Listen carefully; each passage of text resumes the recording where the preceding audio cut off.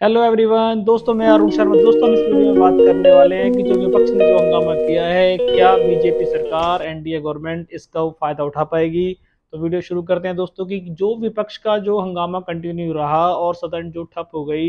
इस वीडियो में आपको बताने वाला हूं कि इससे बीजेपी एनडीए गवर्नमेंट को क्या फायदा कितना होगा, या उठा पाएंगी या नहीं उठा पाएंगी।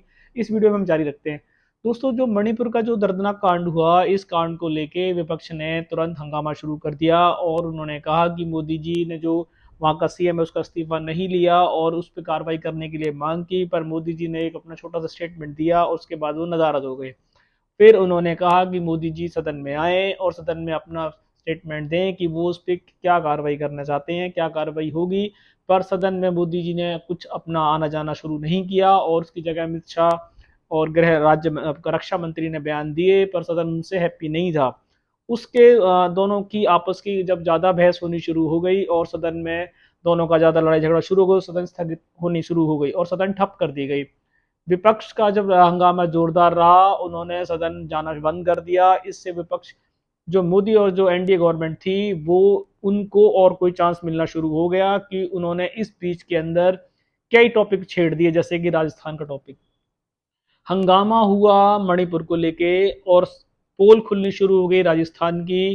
कोई केरल पहुंच गया, कोई कहीं कहीं पहुंच गया। तो एनडीए गवर्नमेंट ने अपने सारी सेना लगा दी कि हम सदन को बयान ना देने की वजह से। पर बात करते हैं रक्षा मंत्री की, बात करते हैं गृह मंत्री की, तो उन्होंने सदन में जो बयान दिए, उन्होंने कहा हम चर्चा के लिए बिल्कुल स्वागत करते हैं, चर्चा के लिए तैयार हैं। पर विपक्ष नकारा है, विपक्ष बिल्कुल भी सीरियस नहीं है, जो चर्चा के लिए तैयार है और वो इसी बीच में अपना मुद्दा बुना गए। देखते देखते राजस्थान में लाल डायरी निकल आई। लाल डायरी के बाद मोदी जी की अगर आप रैली देखें राजस्थान में, उन्होंने गहलोत सरकार की ताबड़तोड़ हमले शुरू कर दिए और दूर दूर तक उन्होंने अपना जो उनका मणिपुर वाला मुद्दा था उसको बीजेपी सरकार बनाने में कामयाब रही।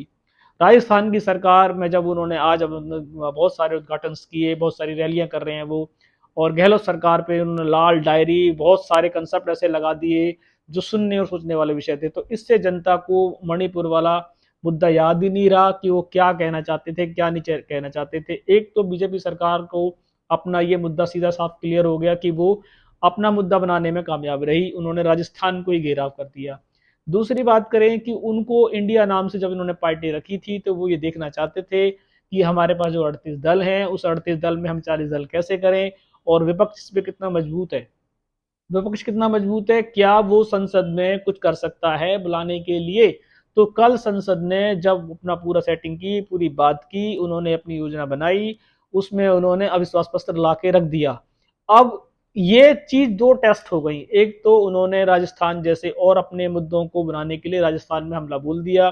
दूसरा, इसी बहाने उन्होंने विपक्ष का टेस्ट भी कर लिया, क्या विपक्ष वास्तव में एक हुआ है या विपक्ष खाली साइन कर रहा है। पर कल की जब इन्होंने अविश्वास प्रस्ताव को जो सदन में पेश किया, उससे बीजेपी गवर्नमेंट को थोड़ा सा आभास हो चुका है कि अब हमें नई तैयारी करने की जरूरत है, क्योंकि जो वो सोच रहे थे वैसा नहीं है।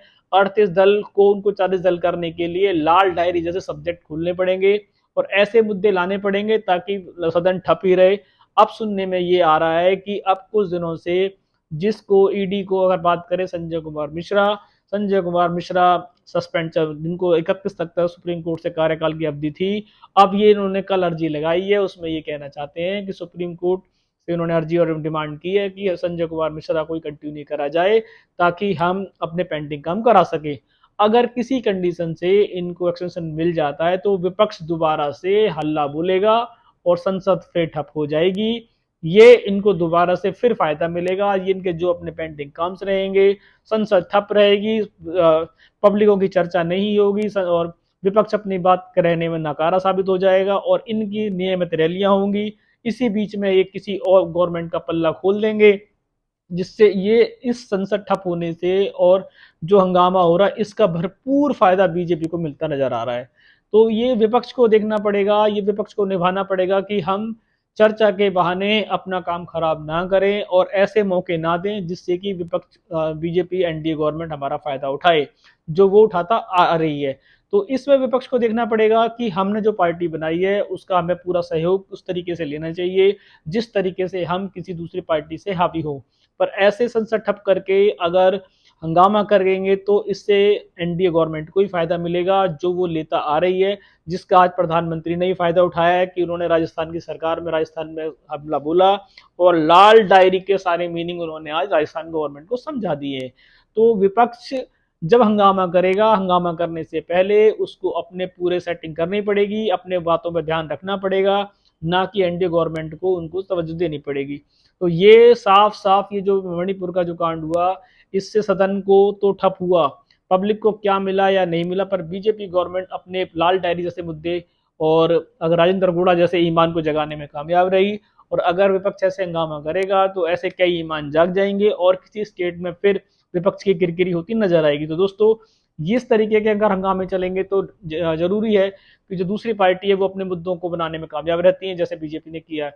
ऐसे विपक्ष अगर इस तरीके से अपने हंगामा करेगा और अपनी बात को कहने में असफल रहेगा और हर बात के लिए वो स्पष्ट नहीं ला सकता, अगर उसके तरीके से विपक्ष को चलाया जाए, सदन को चलाया जाए, तो हम किसी का घेराव कर सकते हैं।